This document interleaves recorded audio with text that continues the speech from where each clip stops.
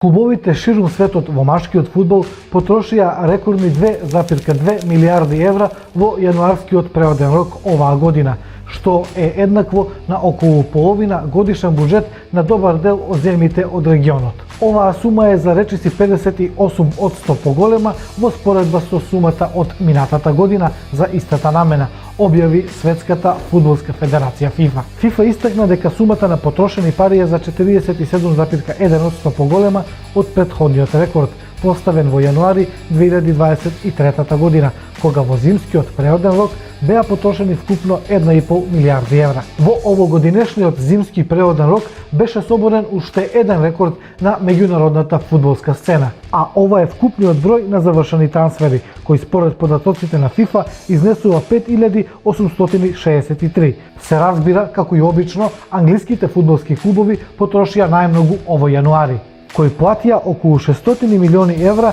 за аквизиции на нови играчи. Сепак, најскап фудбалер овој јануари беше колумбиецот Џон Дуран, кој од англиската Астон Вила се пресели во саудискиот Ал Наср за 77 милиони евра. Но дали со континуираното зголемување на сумите за трансфери, истовремено се зголемува и квалитетот на фудбалот? Што мислите вие?